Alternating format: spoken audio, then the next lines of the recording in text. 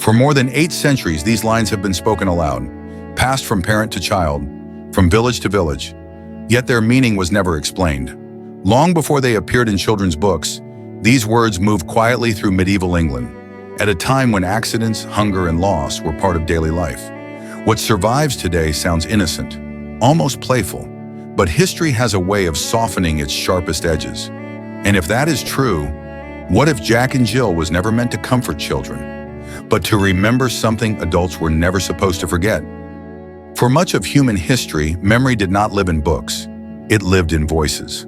Before literacy became common, communities relied on rhythm and repetition to carry knowledge forward. Stories were shaped to be remembered. Warnings were hidden inside familiar phrases. History, in its simplest form, was spoken aloud. Nursery rhymes belong to this world. They were not originally designed for playrooms or classrooms.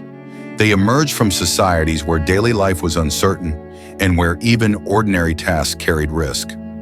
Jack and Jill is one such rhyme. The version most people recognize today entered print in England in the mid-18th century, appearing in collections intended for children. But by then, the rhyme was already old.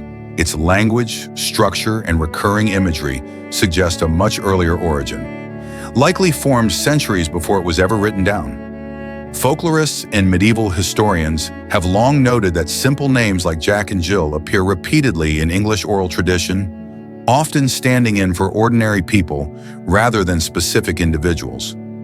These figures moved through landscapes that were familiar to medieval life: hills, wells, villages, places where survival depended on routine and cooperation. Scholars who study oral transmission point out a consistent pattern. When a story persists for generations without an author, it usually carried meaning that mattered. Not entertainment alone, not decoration.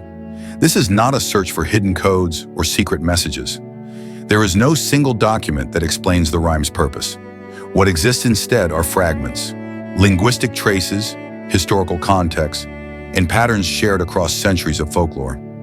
And when these elements are placed side by side, they invite a quieter question, not about what the rhyme proves, but about what it may have been trying to preserve. When historians speak about Jack and Jill, they begin with what can be confirmed. The earliest known printed version appears in 1765 in an English collection titled Mother Goose's Melody. By this point, the rhyme was already familiar to readers. Its inclusion suggests it had been circulating orally for some time, long enough to feel traditional rather than new. What scholars generally agree on is that the rhyme did not originate in the 18th century. Its language is older, its structure is simpler than the literary verse of the period, and its reliance on repetition points to a spoken origin rather than a written one. Many folklorists place its earliest formation much earlier, possibly in medieval England, sometime between the 12th and 13th centuries. This was a period when most of the population could not read, and stories survived only if they were remembered. The names themselves offer an important clue. In medieval England, Jack was not a specific person. It was a placeholder, a name used in legal texts, folk stories, and songs to mean an ordinary man. Jill served a similar role, an every woman figure, familiar and interchangeable. Together, they were not heroes. They were representations of common life, that life unfolded within a rigid feudal system where most people worked the land or performed manual labor. Daily survival depended on routine tasks, many of them dangerous. Fetching water was one such task. Wells were essential to village life. They were often located outside the center of settlement, sometimes on uneven ground or raised areas where groundwater was accessible. There were no safety rails, no standardized construction. A misstep could mean injury, or worse. This period was also marked by instability. England experienced cycles of crop failure, famine, and disease. The early 14th century in particular would bring widespread hunger that reshaped entire communities. Within this setting, accidents were not unusual. They were expected, and they were remembered. At its surface, the rhyme describes a simple accident. 2 people, 1 task, a fall, but simplicity often hides context. Despite its familiarity, Jack and Jill leaves historians with more questions than answers. There is no known author, No surviving manuscript that explains why the rhyme was first composed or who first spoke it aloud. Unlike royal chronicles or religious texts, it emerged from ordinary life, where records were rarely kept. By the time it appears in print in 18th century England, the rhyme already exists in multiple forms. Different villages remembered it differently. Some versions are brief, others include additional lines, altered injuries, or subtle changes in rhythm. This variation matters. Folklorists have identified dozens of regional versions recorded across England, Scotland, and later North America. The words shift, the consequences change, yet the structure remains strikingly consistent. Two figures, a shared task, a climb, a fall. Certain details, however, remain unclear. The rhyme places the well on a hill. From a practical standpoint, this is unusual. Most wells were dug at lower elevations, where water was easier to reach. Why, then, does the story insist on a climb? Some historians suggest this detail may be symbolic. Others propose it reflects a specific landscape now lost to time. There is no definitive answer. There is also the question of the fall itself. Both Jack and Jill fall. Not one after the other, but together. The rhyme does not explain how or why. It offers no warning, no cause. Even the injuries vary. In some versions, Jack breaks his crown. In others, Jill comes tumbling after. Elsewhere, the consequences are softened or removed entirely. These inconsistencies are not errors. They are clues. When a rhyme changes but the core story remains, historians take notice. It suggests a narrative passed through memory rather than text, reshaped by each generation, but anchored to something older. What that original moment was, and why it endured, remains uncertain. And it is within that uncertainty that interpretation begins. With the historical ground established, scholars turn to interpretation, not to reach a final answer, but to explore what the rhyme could have meant to those who first spoke it aloud. These interpretations do not compete with one another. They exist side by side, each shaped by the evidence available and by what history has not preserved. Theory 1. A medieval labor tragedy. The most widely accepted interpretation begins at ground level, with ordinary people, and an ordinary task. In medieval England, between the 12th and 14th centuries, water collection was part of daily labor. It was often assigned to the young, the poor, or those with no claim to land. Children were not shielded from work. They were part of it. Wells, springs, and water sources were frequently located outside village centers. Some were positioned on slopes or raised ground, where groundwater could be accessed more reliably. Paths were uneven, footwear was thin, buckets were heavy, accidents were common. From this perspective, Jack and Jill are not symbolic figures. They are representatives of working life. Two villagers sent to fetch water, perhaps siblings, perhaps children. The rhyme's brevity supports this reading. There is no moral lesson, no rescue, only the event and its consequence. Some folklorists suggest that the original version may have described a far more serious outcome: injury, possibly death. Over generations, as the rhyme passed from adult laborers to children, its edges softened. Details were removed. The tone lightened. What remained was the memory of a fall. This interpretation does not rely on symbolism or allegory. It requires no hidden meaning, only the realities of medieval life and the need to remember what could go wrong. Theory 2. A reflection of social strain and famine. A second interpretation looks beyond the individual and toward the wider world in which the rhyme may have formed. The centuries following 1200 were marked by instability across England. Weather patterns shifted, harvests failed, food prices rose. This culminated in the Great Famine of 1315 to 1317, a period of prolonged hunger that affected millions across Europe. Entire communities were pushed to the edge of survival. In this context, some folklorists read the rhyme symbolically. The climb up the hill becomes more than a physical action. It reflects effort, strain, the increasing difficulty of sustaining life. The fall, then, is not just an accident, it is collapse, the sudden failure of systems that once held. Importantly, both figures fall. Not one, but both. This detail has led some scholars to suggest that the rhyme may echo collective experience rather than a single event, a shared descent, a reminder that hardship was not isolated, it was communal. The rhyme does not describe famine directly. It never mentions hunger or weather, but oral traditions often avoid explicit detail, relying instead on familiar actions to carry deeper meaning.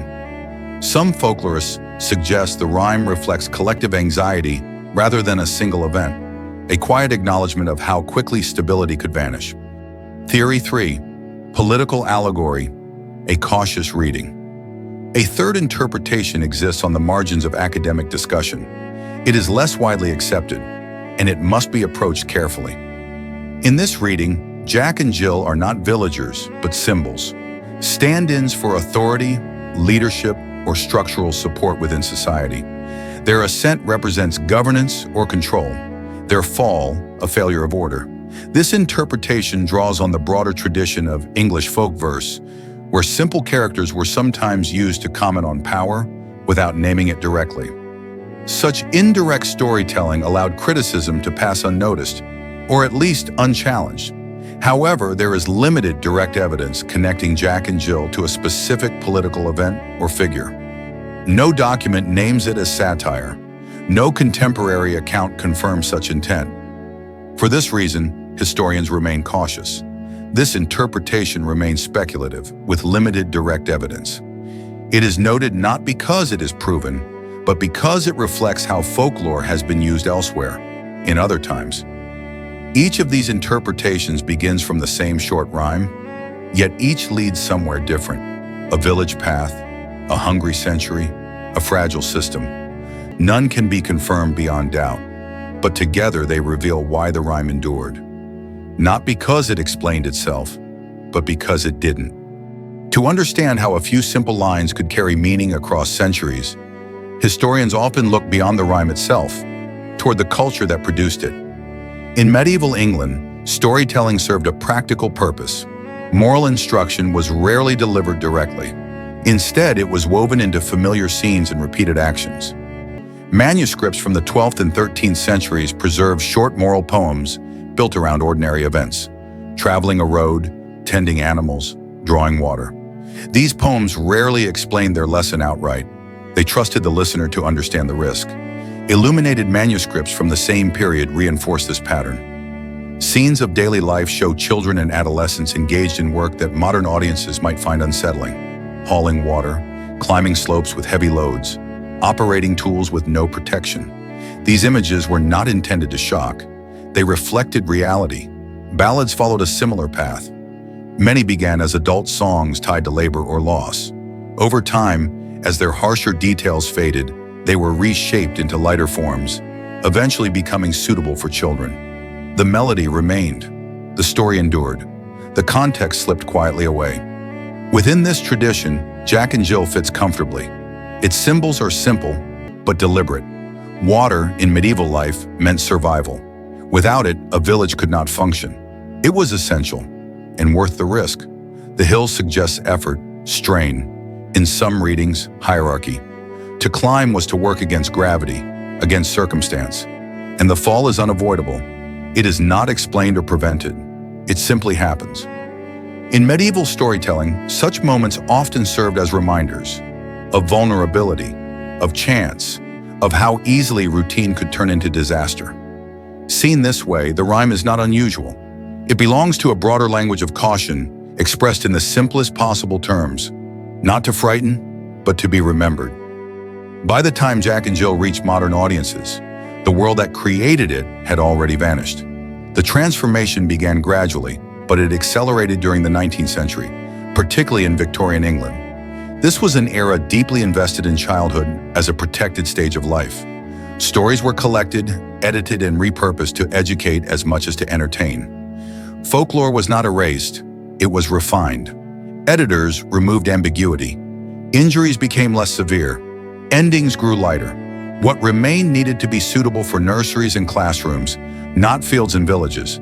This process did not require deliberate concealment. It was cultural. As literacy expanded, written versions replaced oral ones. And with that shift, context was lost. Oral traditions depend on shared understanding of place, of labor, of risk. Once removed from those conditions, their original meaning becomes difficult to recognize.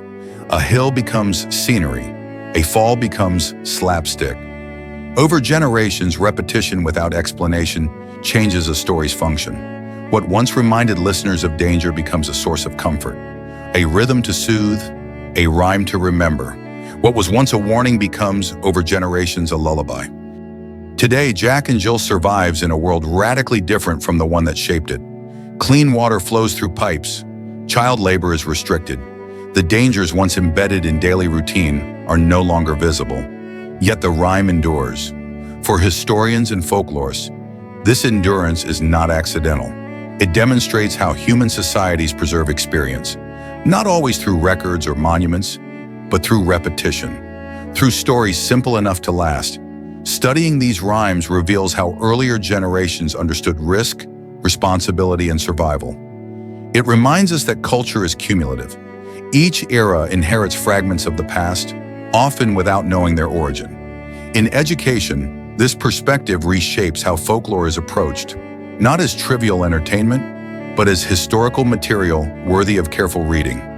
In psychology, it offers insight into how communities process hardship and loss without direct language. And in cultural history, it shows how meaning can persist even when context fades. Re-examining these stories does not strip them of innocence. It adds dimension. They become records of adaptation, of memory, of how ordinary lives were once lived and quietly remembered. And perhaps that is why such rhymes still resonate. Not because we understand them fully, but because something within them recognizes us still. As this story draws to a close, the rhyme remains exactly as it always has. Short, familiar, unchanged. Yet its journey stretches across centuries. If a simple rhyme can carry 800 years of human experience, of labor, risk, memory, and loss, how many other truths are still being sung, unnoticed? Perhaps the most enduring histories are not carved in stone or written in ink. They are whispered, repeated, passed along until their origins fade, but their presence remains. And when we pause to listen closely, even the smallest stories begin to feel larger, more human, more fragile. If this exploration deepened the way you hear the past, consider liking this video, subscribing for more stories like this, and sharing it with others who appreciate the mysteries of history.